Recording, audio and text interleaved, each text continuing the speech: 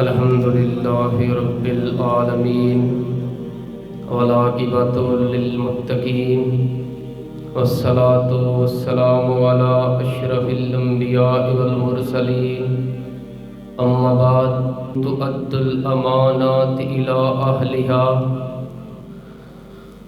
صدق الله العظيم الصلاة والسلام عليك يا سيدي يا رسول الله وعلى آلك وأصحابك يا سيدي يا حبيب الله الصلاة والسلام عليك يا سيدي يا نبي الله وعلى آلك وأصحابك يا سيدي يا نور الله الصلاة والسلام عليك يا سيدي يا نبي الله وعلى آلك وأصحابك يا سيدي يا نور الله اللهم صل على سيدنا ومولانا محمد معدن الجود والکرم وآلہ وصحبہ وبارک وسلم۔ تمام تعریفیں اللہ تعالیٰ جل مجدہ الکریم کے لیے، ہر قسم کے درود و سلام نبی محترم شفیع محتشم آقا کل ختم رسول دانہ سبل احمد مجتبیٰ جناب حضرت محمد مصطفیٰ صلی اللہ تعالیٰ علیہ وآلہ وسلم کی ذات والا صفات کے لیے حمد و صلات کے بعد، عزیز دوستو بزرگوں، اللہ تبارک و تعالیٰ نے قانون ارشاد فرمایا ایک،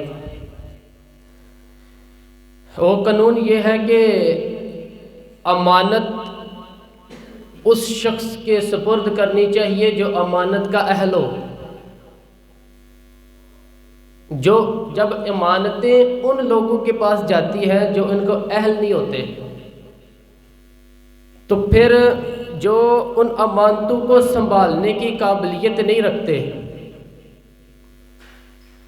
پھر معاشرے کے اندر بہت بڑا ایک بگاڑ پیدا ہوتا ہے۔ اتنا بڑا بگاڑ پیدا ہوتا ہے کہ جس کا خمیازہ کئی نسلوں کو بھگتنا پڑتا ہے۔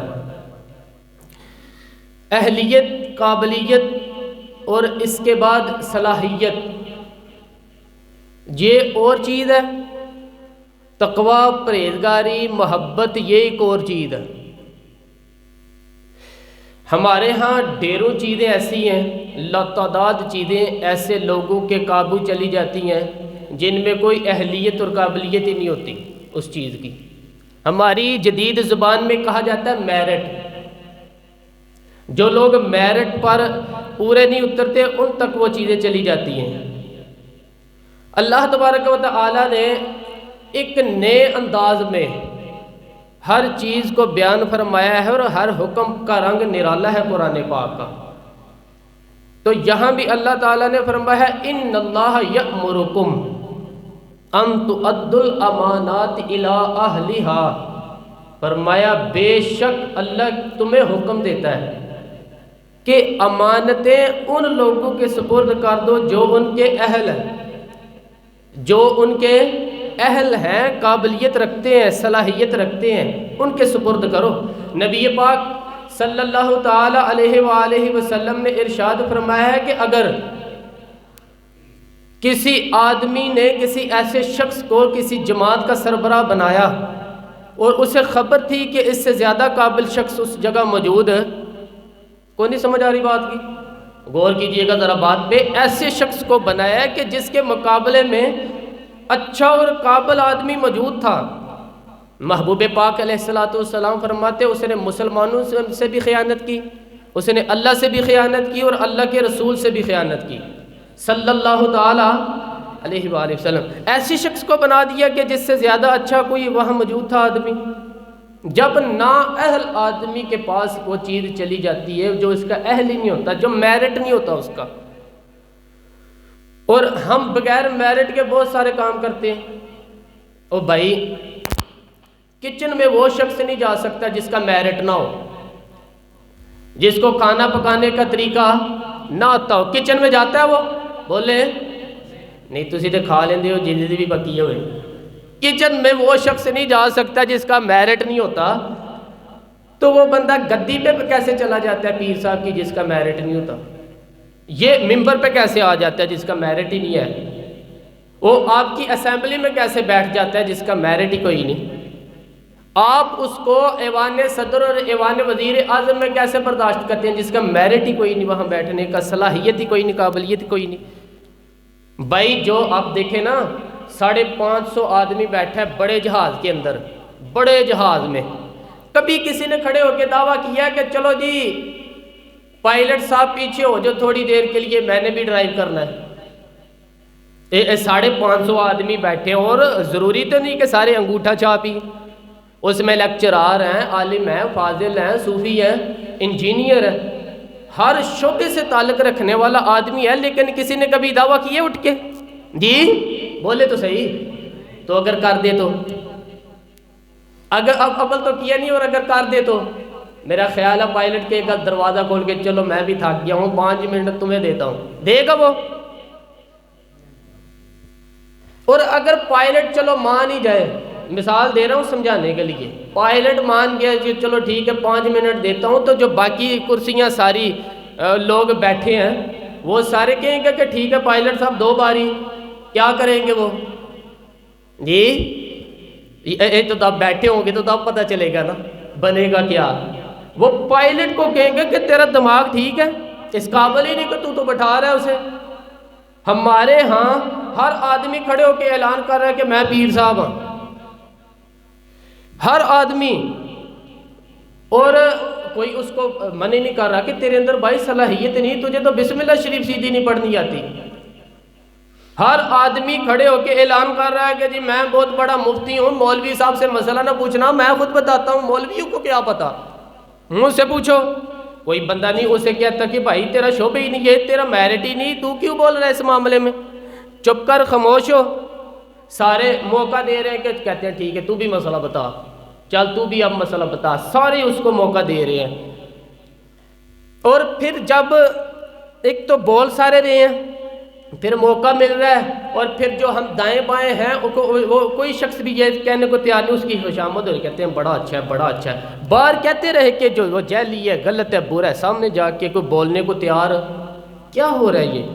اللہ فرماتا ہے کہ امانت اہل کے سپرد کرو، نہ اہل کو امانت نہ دو۔ نبی پاک صلی اللہ علیہ وسلم نے فرمایا اگر تم نے نہ اہل کو دے دی تو فساد ہو جائے گا۔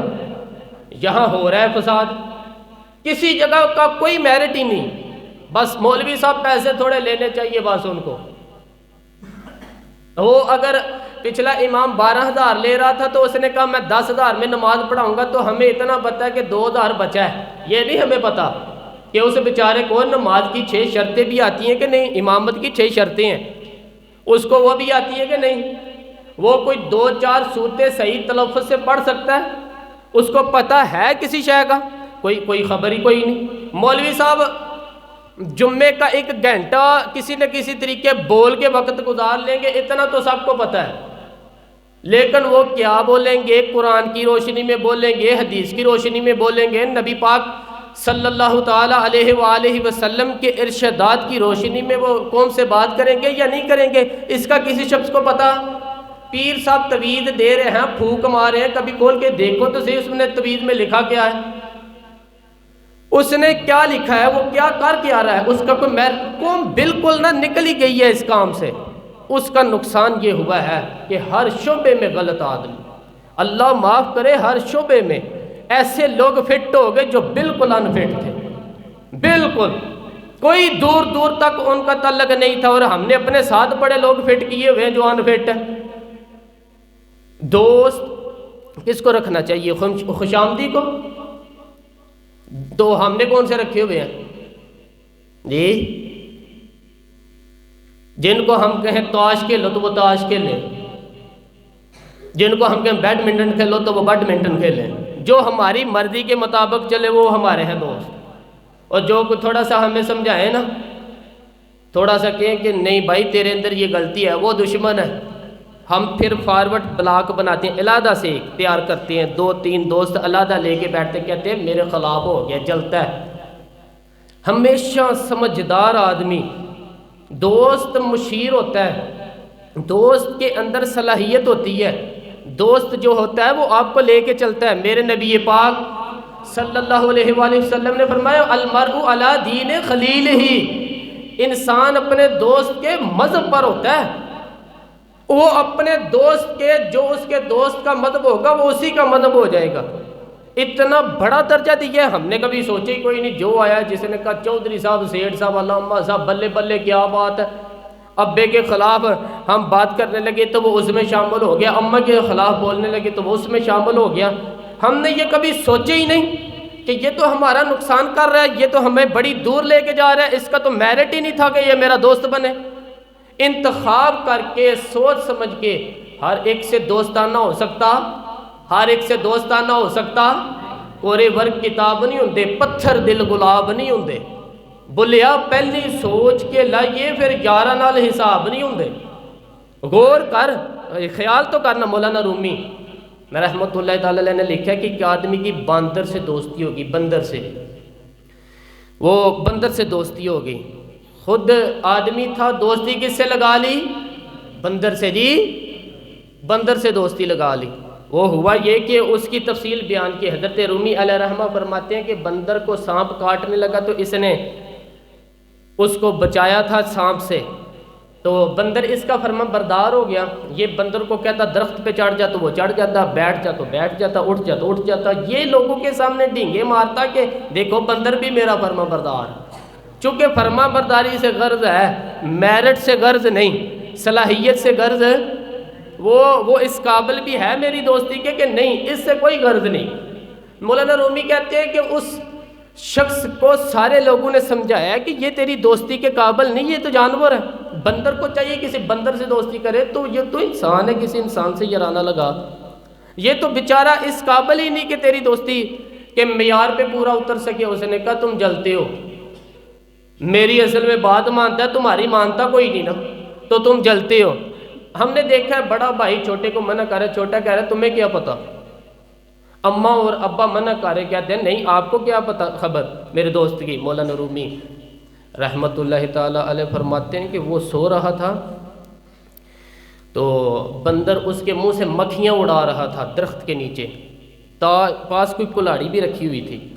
دو ایک مکھیاں ایسی تھی جو بڑا تنگ کر رہی تھی، اڑتی نہیں تھی۔ پہلے تو اڑاتا رہا بندر، پھر جوش سے جذبات میں کلاڑی اٹھائی اور دے ماری سر پہ۔ جب سر پہ کلاڑی ماری نا، کس لیے؟ مکھی مارنے کے لیے، تو وہ دو حصوں میں تقسیم ہو گیا۔ قتل ہوا، شور ہوا کہ بندر نے مار دیا، بندر نے مار دیا، بندر نے مار دیا۔ تو ایک درویش گزر رہے تھے، وہ کہنے لگے اسے بندر نے نہیں مارا، اسے اس کی سوچ نے مارا ہے، اسے اس چیز نے مار ڈالا ہے کہ یہ سمجھے ہی نہیں کہ یہ میرے قابل نہیں تھا۔ لوگ بندروں سے دوستی کر لیتے ہیں لیکن یہ نہیں سمجھتے کہ یہ لے ڈوبیں گے، یہ تباہ کر دیں گے ہمیں، یہ وہاں تک لے جائیں گے جہاں سے واپسی کا رستہ ہی کوئی نہیں۔ اس لیے کہ بے وقوف دوست پیار بھی کرے نا تو اسے پیار کرنے کا طریقہ بھی، بولیے پیار کا طریقہ بھی، پیار بھی اچھے طریقے سے، محبت بھی اچھے اسلوب میں کرے گا تو کر سکے گا نا۔ ہم غلط لوگوں کو اپنا مشیر بناتے ہیں، میرٹ ہی نہیں ہمارا، ہم صرف یہ دیکھتے ہیں کہ جناب بلکہ وہ بندہ تگڑا ہونا چاہیے، کسی بڑے M N A M P کے پاس اس کا اٹھنا بیٹھنا ہونا چاہیے، تگڑا ہونا چاہیے، وہ ہمارا دوست ہے، چاہے اس آدمی کو تھوڑا سا بھی سلیقہ نہ آتا ہو بولنے کا بھی۔ ہمارے ہاں رشتوں کا معیار کیا ہے؟ یہ میرے بھائی کی بیٹی ہے، بھائی بھائی کی بیٹی ہونا اور بات ہے اور بیٹے کے قابل ہونا اور بات ہے۔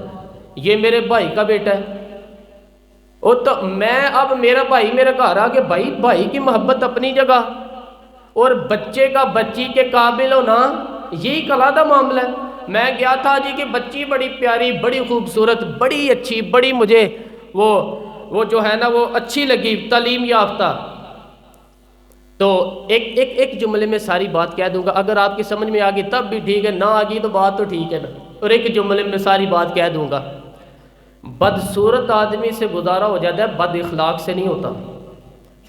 بس ایک جملے میں وضاحت نہیں کرنی، بس بدصورت سے گزارا ہو جاتا ہے، بد اخلاق سے، یہ یاد رکھ لیں آپ۔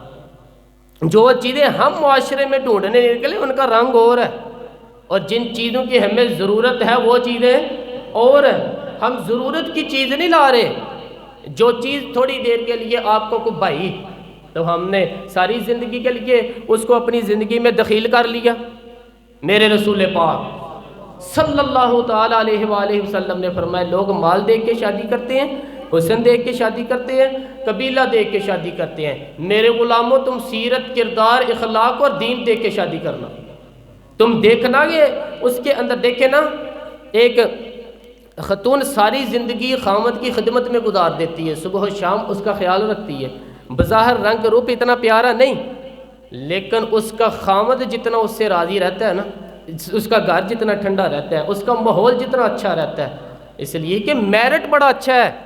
ہم لوگ جس چیز کو میرٹ بناتے ہیں وہ اصل میں میرٹ ہے ہی نہیں۔ یہی حال بچوں کے حوالے سے ہوتا ہے۔ بچی کا جب رشتہ دیکھنے جاتے ہیں تو سب سے پہلا سوال ہم کیا کرتے ہیں بچے کے بارے میں؟ ایک کردہ کی اور تو کردہ کی مراد ہے، کہتے تاش کھیلتا ہے چونک چ بہ کے، کی کردا ہے؟ کیا کرتا ہے؟ یہ لوٹ مار کرتا ہے، پیسے کماتا ہے جی بس، کتنے بے شمار کمائی ہے اس کی۔ بھائی بتاؤ تو صحیح، کرتا کیا سے مراد صرف پیسے کمانے ہی یار؟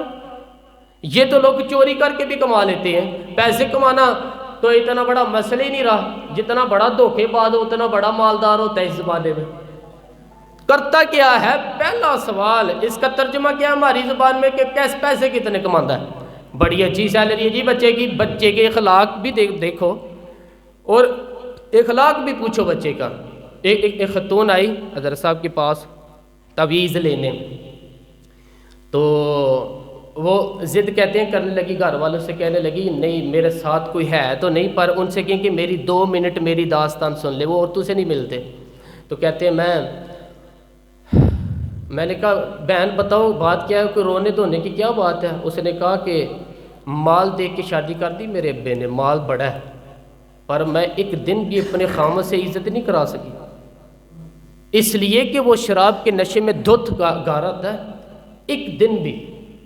کہنے لگی مجھے بتائے نا پھر کہ جس عورت کو اس کا خامد پانی پیے تو گالی دے کے آواز دے، روٹی کھانی ہو تو گالی سے آواز دے، اور اگر وہ میکے جانے کی بات کرے تو اس کی مری ہوئی ماں کو بھی گالیاں دے، اور اس کے سارے خاندان کو 24 گھنٹے میرے گھر میں مال بڑا ہے، بڑے پیسے ہیں، لمبا چوڑا سرمایہ ہے، پر ایک دن بھی ایسا نہیں آیا کہ جس دن اس نے باوقار طریقے سے مجھے بلایا ہو۔ اور وہ کہتی ہے کہ مجھے کہتے ہیں کہ تیرے میکے میں بیٹھنے کو جگہ کوئی نہیں، جتنی دفعہ کہتے مجھے لے کے گیا دروازے پہ اتار کے آ جاتا ہے، میں ٹیلی فون کرتی ہوں تو دروازے سے بٹھا کے لے، پیسے ہیں جو میرے ماں باپ نے شاید دیکھی تھی وہ بہرحال سوکھ ہے اس بچی کو اپنے گھر میں آرام ہے۔ جو بندہ جاتا ہے بس پوچھتا ہے، میں نے کئی دفعہ یہ بات دہرائی، آج پھر دہراتا ہوں، حضرت علی کا تو اپنا مکان ہی کوئی نہیں تھا ظاہری طور پہ، کوئی کاروبار بتائے ان کا مدینے میں وہ کیا بزنس کرتے تھے، کس بنگلے میں رہتے تھے، کوئی بتائے؟ حضرت ابو بکر صدیق رضی اللہ تعالیٰ عنہ کا حضور فاطمہ کے لیے رشتہ، جناب عمر نے کہا فاطمہ کے لیے رشتہ، حضرت عثمان غنی جیسے مالدار نے کہا، حضور نے فرمایا میں رب کے فیصلے کا منتظر ہوں، فیصلہ آیا تو قرہ مولا علی شیر خدا کے نام نکلا، حضرت علی کے نام قرہ نکلا، تو کہا یا رسول اللہ صلی اللہ تعالیٰ علیہ وسلم علی کے لیے رشتہ، تو میرے مصطفیٰ نے فرمایا علی کا فخر وہ کمال والا ہے کہ رب کے فرشتے بھی میرے علی پہ فخر کرتے ہیں، اس کا فخر وہ کمال والا فخر ہے کہ فرشتے فخر کرتے ہیں۔ صاحب وہ دیکھیں چیز جو میرٹ بنائیں جس سے آپ کو سکون ملے، توانائی ملے، بہار ملے، حسن ملے، ہم نے وہ چیز جس کا جو میرٹ نہیں تھا وہ بنا دیا ہے۔ اور میں کہہ چکا محبت اور ہوتی ہے اور میرٹ قابلیت اور ہوتی ہے، کسی سے پیار ہونا اور بات ہے اور کسی کا اس جگہ کے لیے قابل ہونا یہ اور بات ہے۔ اولاد سے پیار ہوتا ہے کہ نہیں انسان کو؟ بچے بڑے پیارے ہوتے ہیں، ماں بڑا پیار کرتی ہے، لیکن باپ کی محبت کو بھی کوئی نہیں تول سکتا۔ زندگیاں باپ ہی گزار دیتا ہے پردیس اولاد کے لیے، صبح سے شام تک دھوپ میں باپ ہی کھڑا ہوتا ہے اولاد کے لیے خاطر، باپ جد و جہد کرتا ہے، زندگی جوانی دیتا ہے اولاد کو۔ خواجہ معین الدین اجمیری کے 14 بیٹے تھے، کتنے؟ سارے بولیے، نہیں بولے سارے، آپ سارے بولے، کتنے بیٹے تھے؟ تو کوئی ایک نام بتائیں کسی بیٹے کا، کتنے بیٹے تھے؟ ایک کا نام بتائیں، خلیفہ کا نام بتائیں۔ خواجہ قطب الدین بختیار کاکی، بیٹے کا کسی کو نہیں پتا، خلیفہ کو دنیا جانتی ہے، حضرت خواجہ قطب الدین یہ خلیفہ ہیں۔ ان کا نہیں دل کرتا تھا کہ جاتی دفعہ پگڑی باندھ جاؤں بیٹے کو، بیٹا مسجد میں بھی تو ہی رہنا، آستانے پہ بھی تو ہی رہنا، مدرسہ بھی تیرا، ہر شے تیری، لیکن بیٹے کو دستار باندھ کے انہوں نے محبت نہیں دیکھی، معیار دیکھا۔ بڑے بڑے مرکز تباہ ہو گئے، نا اہل بچے بیٹھ گئے، نا اہل کوئی عالم، کوئی صوفی، کوئی اچھا آدمی، انہیں اگر کام کرنا چاہتے ہیں اسے نئے سرے سے بنانی پڑتی ہے، ہر شے نئے سرے سے۔ اور ہمارے ہاں تو سیاست اس قدر بری ہو گئی ہے کہ لوگ یہ نہیں دیکھتے کہ معیار کیا ہے، یہ نہیں دیکھتے کہ میرٹ کیا، کہتے ہیں نہیں یار یہ ہمارے بڑوں کا ادارہ ہے، ہم نے یہی آنا ہے، وہاں کون بیٹھا ہے خدا جانے۔ لوگ مخالفت کرتے ہیں شدت کے ساتھ، یقین کریں ہم نے کبھی یہ سوچا ہی نہیں کہ حضرت خواجہ معین الدین اجمیری کے 14 بیٹے ہیں، اور کسی جگہ بھی نہیں لکھا کہ ان کا بیٹا دیندار نہیں تھا، پرہیزگار نہیں تھا، لیکن کسی نے کہا کہ حضور آپ کا فیض، آپ کا رنگ دیکھنا ہو تو کہاں ملے گا؟ فرمایا دلی میں قطب الدین بختیار کاکی رہتا ہے، ہر شہر میں نے اسے دے دی ہے، وہاں جاؤ۔ اب اس میرٹ کا حال کیا تھا خواجہ قطب صاحب کا؟ خواجہ قطب الدین بختیار کاکی پھر اتنے بڑے صوفی ہوئے کہ دلی کا بادشاہ بھی مرید ہو گیا، وہ بھی آ کے قدموں میں بیٹھ گیا۔ اور ایسے نہیں مرید ہوا، ایسے نہیں مرید ہوا کہ وہ اپنے ٹائم پہ شراب بھی پی لیتے ہیں، معاذ اللہ پیر صاحب کو گاڑی میں بٹھا کے لاہور کا چکر بھی لگوا لیتے ہیں، یہ کوئی اس طرح کا مرید نہیں ہوا۔ مرید ہوا تو پھر دیندار ہوا، ان کے نقش قدم پہ چلا۔ ہمارے ہاں زمانے میں لوگوں میں پیر بھی رکھے ہوتے ہیں اور بدماش بھی رکھے ہوتے ہیں، دونوں چیزیں۔ وہ جمعے والے دن پیر صاحب کو سلوٹ کر لیتے ہیں، ہفتے والے دن کسی ایم پی گنڈے کے ڈیرے پہ بھی جا کے بیٹھ جاتے ہیں، سارا کچھ ہی رکھا ہوا ہے معاذ اللہ۔ یہ کیسا انداز بنا لیا ہم نے، جو درویشوں کے ڈیرے پہ آئے پھر بدل کے، پھر ان کے اندر کوئی کسی قسم کی غیر شرعی حرکت نہ رہی۔ حضرت خواجہ قطب الدین بختیار کاکی کا مرید تھا تو کس طرح کا مرید تھا؟ خواجہ قطب صاحب نے انتقال کے وقت وصیت فرمائی تھی، فرمایا میرا جنازہ وہ پڑھائے کہ جس نے جب توبہ کی تو پھر دوبارہ اس کی نظر سوائے اپنی بیوی کے کسی اور بیوی پہ بری نظر گئی نہیں، نظر بھی نہیں گئی، باقی چیزیں تو دور ہیں۔ اور دوسری جب سے توبہ کی پھر اس کے حلق سے دوبارہ حرام سا کا لقمہ نہ اتراؤ۔ اور پھر تیسری بات جب سے توبہ کی فرض نمازیں تو اپنی جگہ رہیں، اس نے کبھی تہجد بھی نہ چھوڑی ہو، وہ میرا جنازہ پڑھائے گا۔ جب خواجہ صاحب یہ اعلان کر رہے تھے نا تو آپ کا ایک مرید تھا، اس کے پاس ایک دنیا دار بیٹھا تھا، کہنے لگا بابے نے بڑے ہی اعلان کر دیتا ہے، میرٹ کو بڑے ہی کو رکھ دیا ہے، چلو ٹھیک ہے بات ان کی صحیح ہے، درویش ہیں پر اتنا بڑا میرٹ ہی رکھ دیا۔ تو وہ درویش نے اس دنیا دار کا ہاتھ پکڑ کے جھنجھوڑا، فرمایا چپ کر، میرا پیر جو بات کرتا ہے وہ سوچ سمجھ کے کرتا ہے، اگر انہوں نے یہ بات کہی ہے تو انہوں نے ایسا بندہ کوئی تیار بھی کیا ہوگا انشاءاللہ سے، اگر کہہ رہے ہیں تو ان کی تیاری بھی انشاءاللہ ان کی تیاری بھی ہوگی، انہوں نے تیار بھی کیا ہوگا، ایسا فرد نکلے گا۔ خواجہ قطب الدین کا انتقال ہوا، جنازے کی چارپائی رکھی ہے، اعلان ہوا جس نے 3 خوبیاں باہر آ جائیں۔ بڑے بڑے صوفی گردنیں جھکا کے کھڑے رہے، 5ویں صف سے دلی کا بادشاہ نکل کے آیا، باہر نکلا ہانپتا کانپتا روتا، کہنے لگا اگر میرے شیخ کا اعلان نہ ہوتا تو میں اپنا آپ ظاہر نہ کرتا۔ مسلمانوں جس کا میں جنازہ پڑھانے آیا ہوں اس نے اتنا رنگ میرے اندر بھرا ہے، اتنا رنگ بھرا ہے کہ جب سے توبہ کی ہے پھر غیر محرم کا کبھی دماغ میں خیال بھی نہیں آیا، اور جب سے توبہ کی ہے پھر بادشاہ نے کھجور کی جھال کی ٹوپیاں بنا بنا کے بیچی ہیں، ان ٹوپیوں کی روٹی کھائی ہے، انہی کا کپڑا پہنا ہے، کبھی مال خزانہ کا ایک لقمہ گھر میں داخل نہیں ہونے دیا۔ اور فرمایا یہ اگر میرے شیخ نے اعلان کیا تو بتا رہا ہوں کہ پہلے دن جب میں قطب الدین کے ہاتھ پہ ہاتھ دینے آیا تھا تو تہجد کا وعدہ لیا تھا، 30 سال گزر گئے، جب تہجد کا وقت آتا ہے تو عرش کا مالک مجھے خود ہی بیداری عطا فرما دیتا ہے، اور میں نے چھوڑی نہیں۔ وہ بھائی میرٹ بنایا ان لوگوں نے اہل لوگوں تک باتیں پہنچائی، حال ہی کوئی نہیں، یہاں حشر ہی کوئی نہیں۔ جو جس کے من میں آتا ہے وہ کرتا جاتا ہے۔ حضرت سیدنا خواجہ قطب الدین بختیار کاکی کی بھی اولاد تھی۔ لوگوں نے پوچھا حضور آپ کے بعد کدھر جائیں؟ فرمایا پاک پتن میں فرید الدین کو بٹھا دیا ہے، وہاں بٹھا دیا ہے ان کو۔ اب تو یہاں تو نسل در نسل سجادگی چل، ایک کے بعد دوسرا، دوسرے کے بعد تیسرا، تیسرے کے بعد چوتھا، صاحبزادے ہی صاحبزادے، باقی باہر تو کوئی شے ہے ہی کوئی نہیں۔ کہا میں نے بٹھا دیا ہے فرید الدین مسعود گنج شکر کو۔ بابا فرید کے بچے بڑے زبردست لوگ ہوئے، حضرت موج دریا ایک بڑے کمال صوفی تھے۔ لیکن اگر کوئی آ کے بابا فرید صاحب سے پوچھتا کہ حضور آپ کے بعد دیکھنا تو کسے دیکھیں؟ تو فرمایا دلی میں نظام الدین محبوب الہی بیٹھا رہتا ہے، اس کے پاس جاؤ۔ ان لوگوں نے یہ نہیں دیکھا کہ اولاد سے پیار ہے تو اب جو جہاں بیٹھ گیا وہ جو اہل بیٹھنے کا اہل نہیں اسے بٹھا دیا جائے۔ حضرت ابوبکر صدیق رضی اللہ تعالی عنہ کے صاحبزادے سارے صحابی مجاہد ہیں، نبی پاک کے دین کے غازی ہیں، لیکن حضرت ابوبکر جاتی دفعہ بیٹا نہیں بٹھا کے گئے، کس کو بٹھایا ہے؟ نام لے، آپ کو ثواب ہوگا یار، ان کا بھی نام لینا سیکھ جائے، چلے اللہ خیر کرے گا۔ اللہ کرے ان کے نام لینے سے نا حضرت عمر کے نام سے تو حرارت پیدا ہوتی ہے روح میں۔ دوسرا حضرت ابوبکر کس کو بنائے گئے؟ ان کے بیٹے کا پتہ کیا ہے؟ حضرت عمر کے بیٹے کو نبی پاک صلی اللہ علیہ وآلہ وسلم نے فرمایا عمر تیرا بیٹا نیک آدمی راجل صالح، تیرا بیٹا۔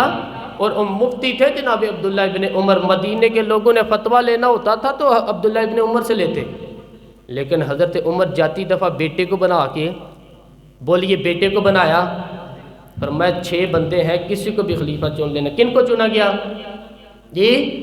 حضرت عثمان غنی کی اولاد بھی کوئی تھی، بلوائیوں نے حملہ کیا، پورا موقع ملا، انہیں پتہ تھا شہید کر دیا جاؤں گا، ہر شے سامنے تھی، انہیں کہا گیا قائم مقام کا اعلان کریں، اور فرمایا جو 2 نہیں کر کے گئے تیسرا کیسے کر جائے؟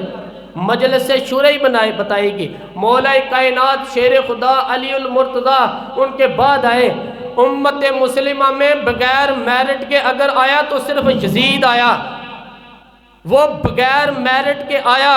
حضرت سیدنا امیر معاویہ رضی اللہ تعالیٰ عنہ کی نشست پر، اس ممبر پر جس ممبر پر حضرت جناب ابو بکر صدیق، فاروق اعظم، مولا علی، عثمان غنی بیٹھا کرتے تھے، اس ممبر پر جب ایسا شخص بٹھایا گیا جو اہل نہیں تھا، جس کا میرٹ نہیں تھا، جس کا بنتے ہی نہیں تھا اس جگہ پہ بیٹھنا، جو اس امانت کا اہل ہی نہیں تھا، جب امت کے اندر انتشار آیا اور وہ شخص بیٹھا جو اہل نہیں تھا، تو پھر نقصان یہ ہوا کہ امام حسین جیسے لوگوں کی گردنیں کاٹ کے نیزے پہ لٹکائی گئی۔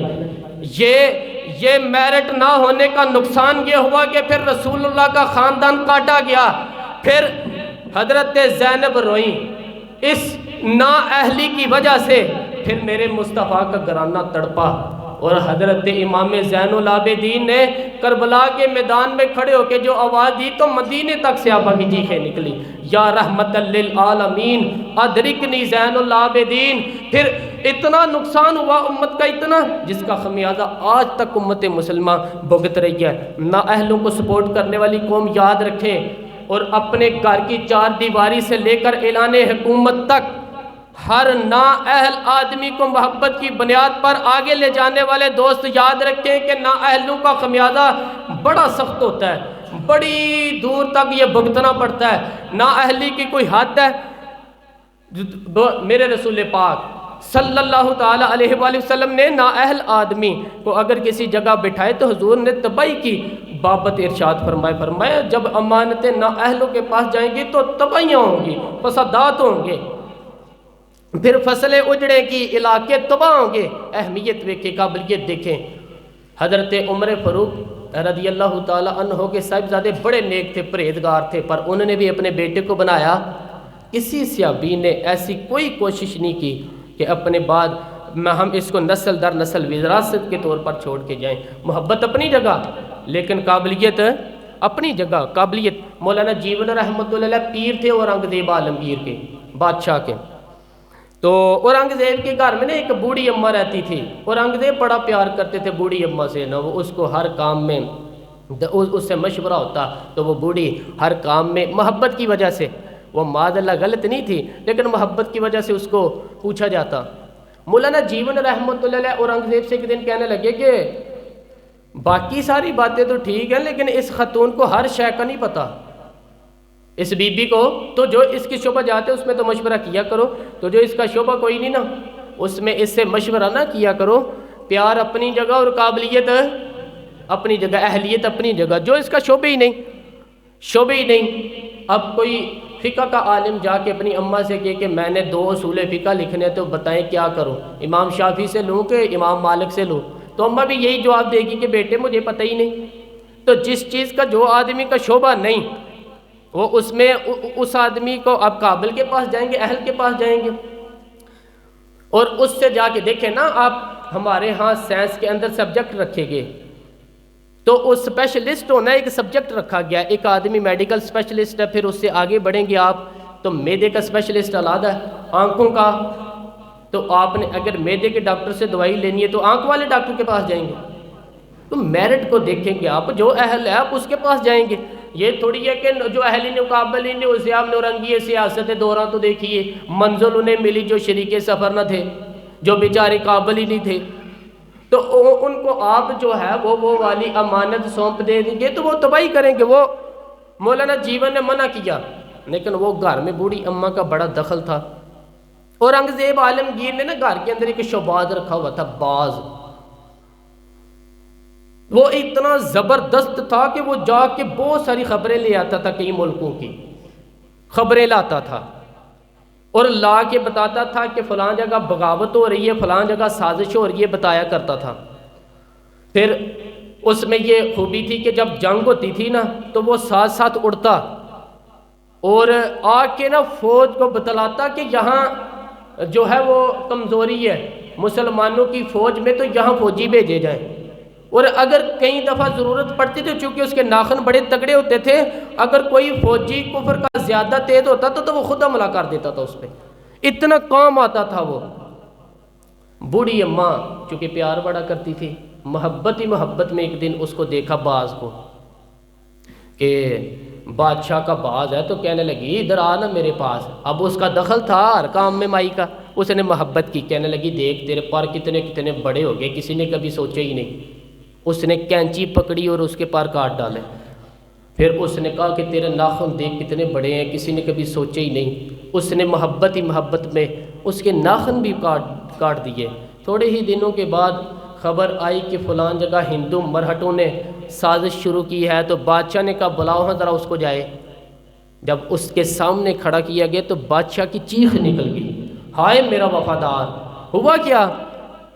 تو مولانا جیون کہنے لگے کچھ بھی نہیں ہوا، تم نے نا اہل سے محبت کی تو اس کی تجھے سزا ملی، تجھے سزا ملی۔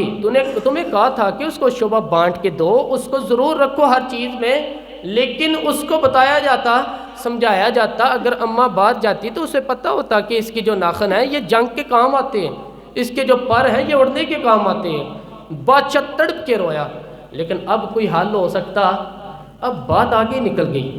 جب آپ میرٹ کے خلاف چلیں گے نا، آپ ایسی جگہ پہ جائیں گے، ایسی جگہ جہاں جو آدمی اس کا اہل ہی نہیں تو وہ تباہی کرے گا، جہاں چڑیاں بیٹھنی چاہیے۔ اقبال نے کہا کہ زاغوں کے تصرف میں عقابوں کی نشیمن، آئی ہے وراثت میں پیر کی گدی ان کو، زاغوں کے تصرف میں عقابوں کے نشیمن۔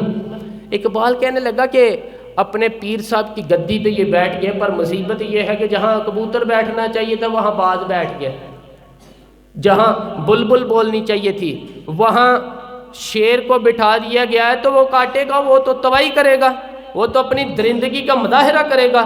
تو یاد رکھیں نا اہل آدمی جہاں بھی آئے، جس جگہ بھی آئے، ہاں وہ مجبور ہوگا اپنی بری عادت سے، وہ باز نہیں آ سکتا، اس کے اندر وہ تقوی اور پرہیزگاری، وہ خصوصیت، وہ صلاحیت جب موجود ہی نہیں تو وہ کیا کرے گا؟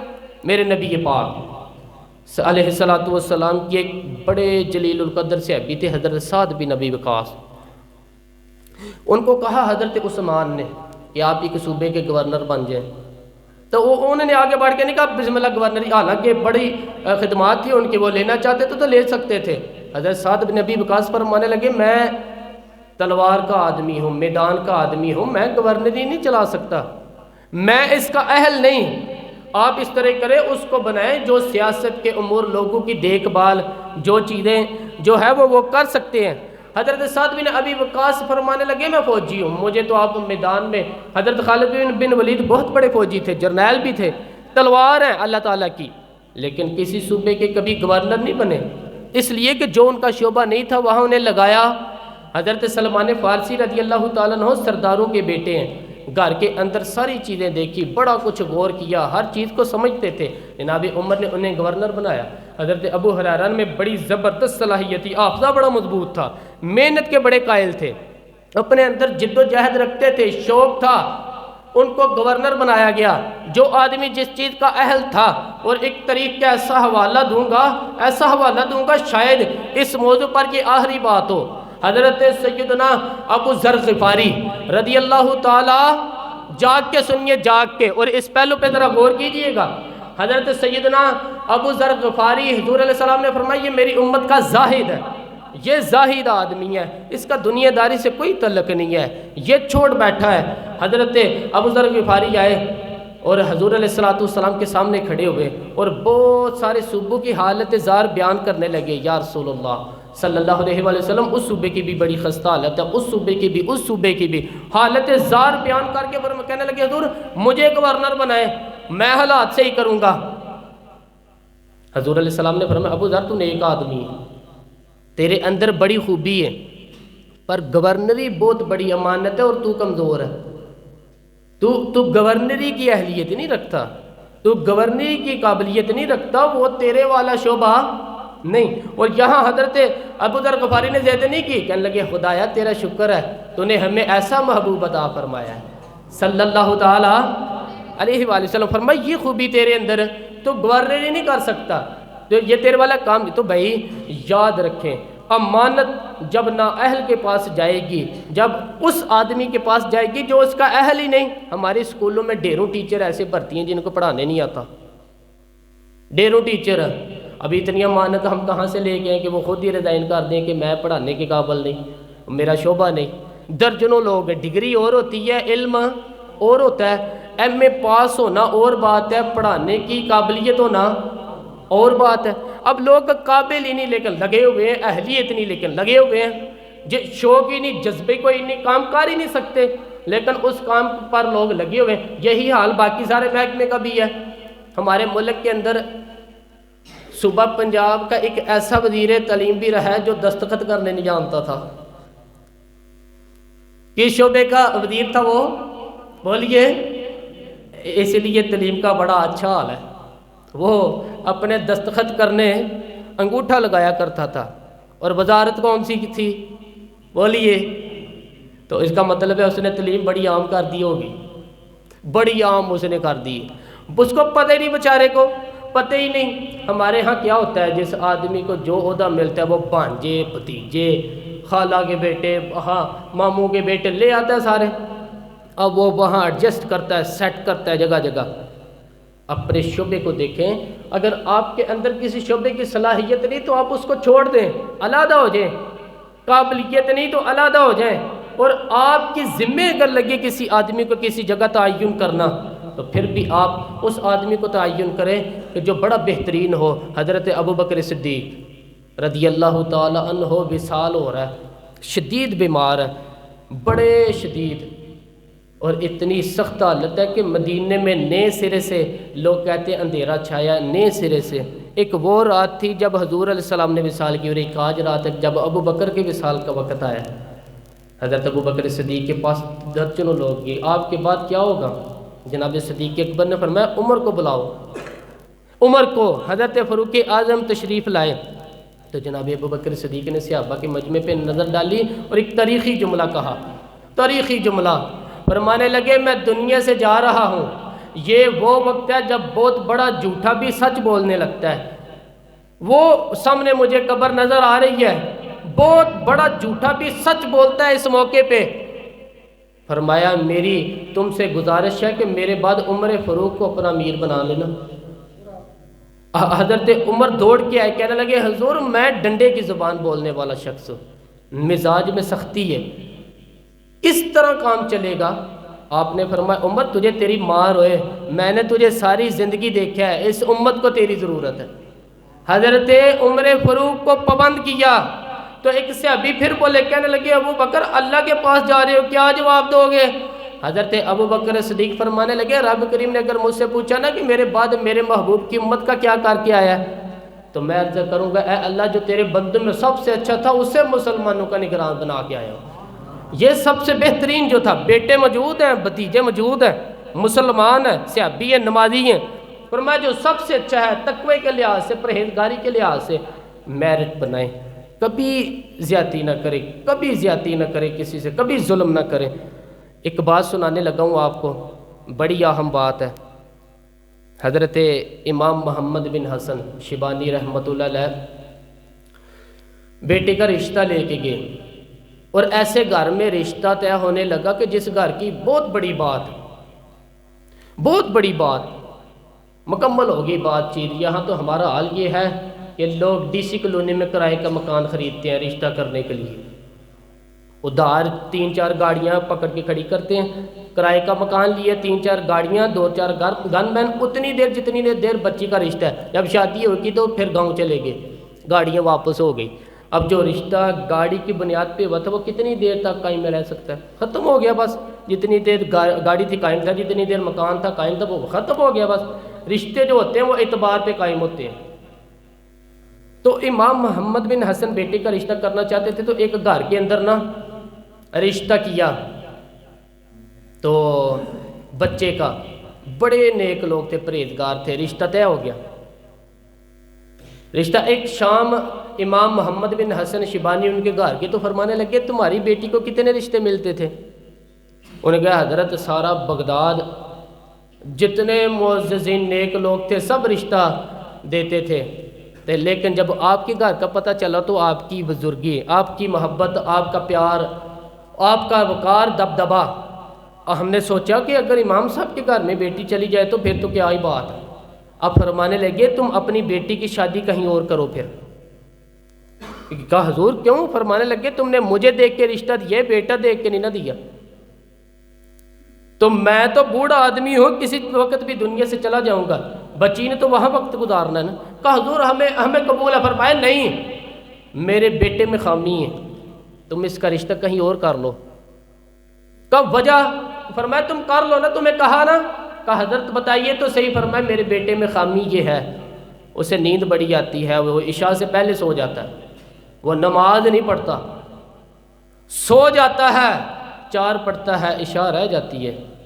تو کہا حضور کوئی بات نہیں، پھر بھی ہم تیار ہیں۔ جو امام محمد بن حسن کہنے لگے پھر میرا تمہیں مشورہ ہے کہ جو آدمی عشاء کی نماز نہ پڑھے اسے بیٹی نہیں بیانی چاہیے۔ کہا حضور کیوں؟ فرمانے لگے جو رب کے فرض کی حفاظت نہیں کر سکتا تمہاری بیٹی کی حفاظت کیسے کرے گا؟ اللہ کے فرض کی حفاظت نہیں کر سکتا، وہ نماز نہیں پڑھتا، سو جاتا ہے، تو بیٹی کو تکلیف ہوگی تو کیسے محافظ بنے گا؟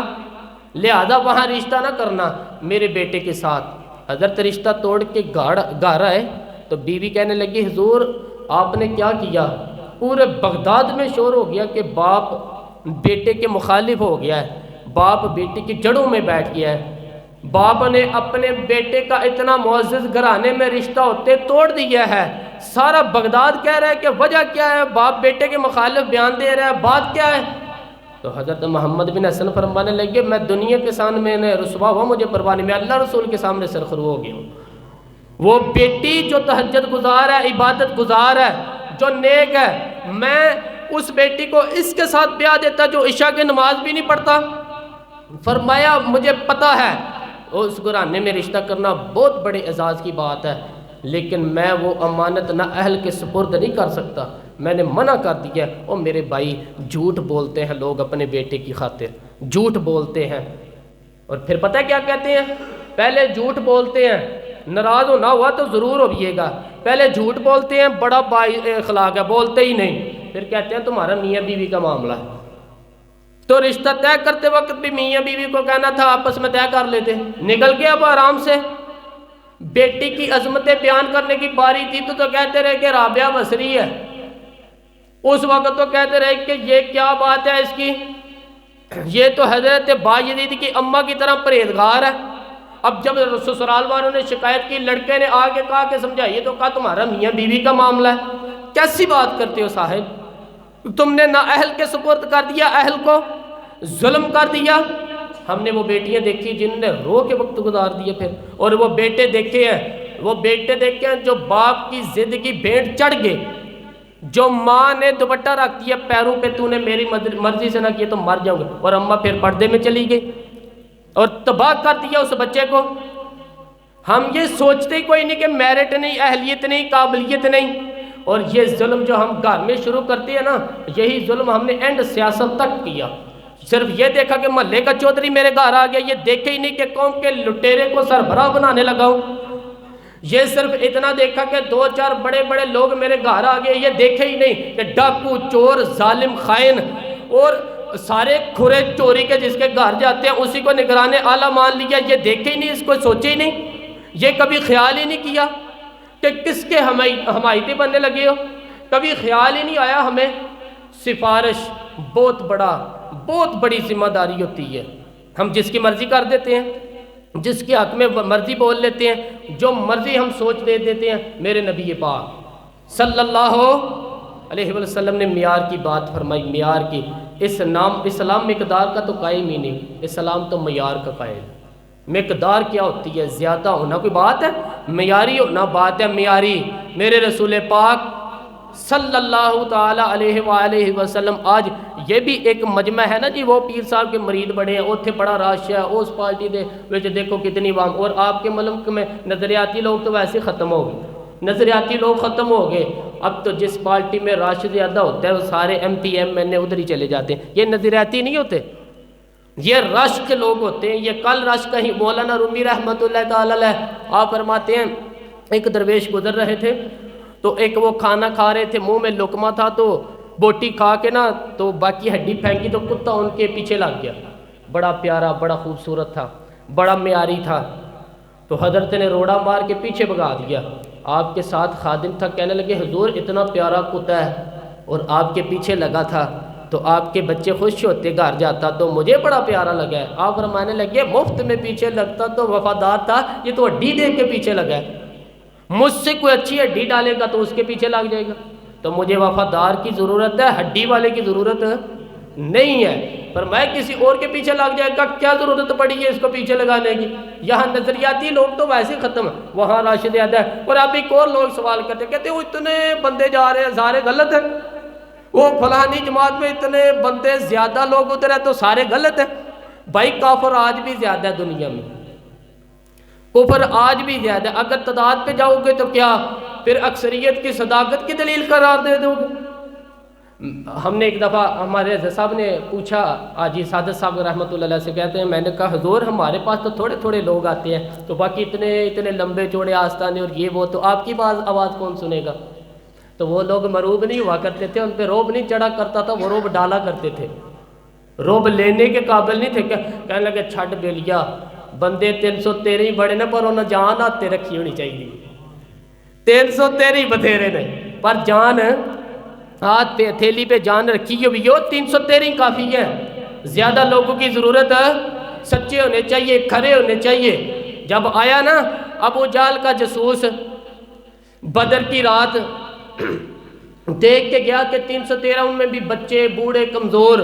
ابو جہل سے جا کے کہنے لگا 313 ہیں، ان میں بھی کچھ بچے ہیں، بوڑھے ہیں، کمزور ہیں۔ تو ابو جہل بڑا کھلکھلا کے ہنسا، کہنے لگا جنگ کرنے کی ضرورت نہیں، ان کو نہ سب کو صبح باندھو گھوڑوں کی پشتوں پہ، اونٹوں کی پشتوں پہ، تو ان کو مکے لے چلتے ہیں، وہاں جا کے ان کے ساتھ کریں گے کیا کرنا ہے، نہ ان کے پاس اسلحہ ہے، نہ گھوڑے ہیں، نہ تلواریں، نہ زریں۔ تو وہ جاسوس کہنے لگا ٹھہر جا، پوری بات تو سن لے، تو نے ابھی فیصلہ کر دیا مقدمے کا، ان کا میرٹ تو سن، اہلیت تو سن، قابلیت تو سن، وہ جہاد کرنے آئے تو ان کی قابلیت تو دیکھ۔ یہاں کبھی صدام حسین کا جرنیل بک جاتا ہے، کبھی کسی ملک کے 2-4 لوگ بک جاتے ہیں، کبھی کسی ملک کے بکتے ہیں، یہ اندر سے بکتے ہیں تو کافر کو موقع ملتا ہے، یہ اندر سے نہ بکیں تو مسلمان کے تو نام میں بڑی قوت ہے، اس کے تو خالی نام کے اندر اللہ نے بڑا جاہ و جلال رکھا ہے۔ وہ جاسوس ابھی کافر ہے، ابو جہل سے کہنے لگا پوری بات سن لے، ہیں وہ 313، پر ان میں سے واپس جانے کا ارادہ کسی کا بھی نہیں، وہ کفن باندھ کے آئے، وہ کفن باندھ کے آئے ہیں، واپس جانے نہیں آئے۔ تو لایا ہے شراب کے نشے میں دھت کر کے، تو کہتا ہے بس ساری ساری رات اونٹ ذبح کر کے کھلاؤں گا، لیکن وہ سارے جان ہتھیلی پہ رکھ کے آئے۔ میرے بھائی معیار بنائیں زندگی میں، اپنا معیار بنائیں، اپنا معیار زمانے سے جدا رکھتے ہیں ہم تو، محبوب بھی محبوب خدا رکھتے ہیں۔ بے معیار زندگی نہ گزاریں، جہاں دل کیا بیٹھ گئے، جس کے دسترخوان پہ جی کیا وہیں رک گئے، جس کے ساتھ دل کیا فوٹو لگوا لی۔ ایسا نہ کریں، معیاری زندگی گزاریں، معیاری لوگ بنیں، اپنا معیار بنائیں زندگی میں۔ ایسا نہ ہو کہ بندہ جو بھی آئے وہ کہے، نظریات بنائیں، افکار بنائیں، اصول بنائیں، اصولوں کی روشنی میں اپنے شب و روز ترتیب دیں۔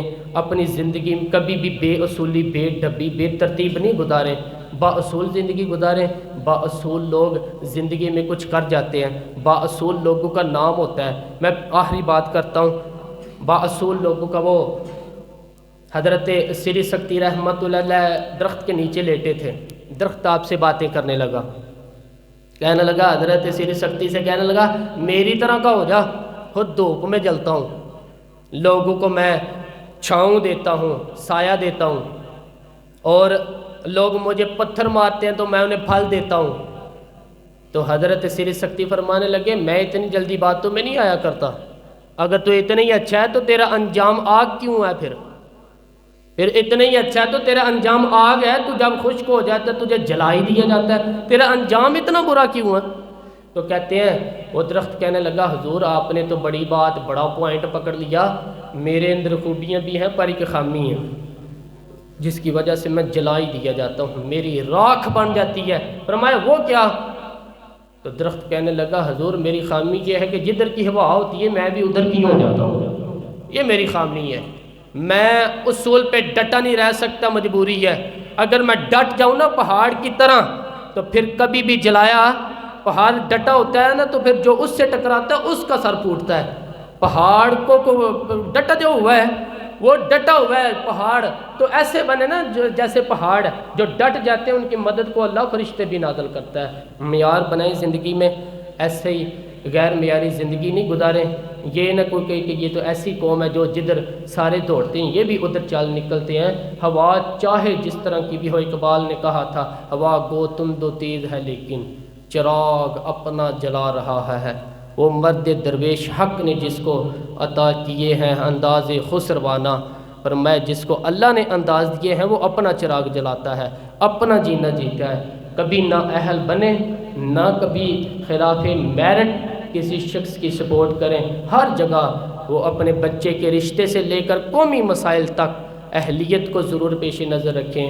جو چیز جہاں بھی ہو، وہ بھائی دیکھیں نا، دیکھیں ایک چابی بناتا ہے تالا بنانے والا، لیکن اگر وہ چابی اس کے قابل نہیں تو اسے تالا، جس سے تالا کھل سکتا، ایسی چابی تو نہ بنے جو ہر تالے کو لگ جائے، اس کو تو کہتے ہیں اس کو اتار دو، یہ فری ہو گیا، کام ختم ہو گیا۔ معیار بنائے زندگی میں، معیاری زندگی گزاریں۔ اللہ سمجھنے کی توفیق عطا فرمائے، ہمیشہ منحت خیر الانام میں گزرے۔ دعا ہے یوں درود و سلام میں گزرے۔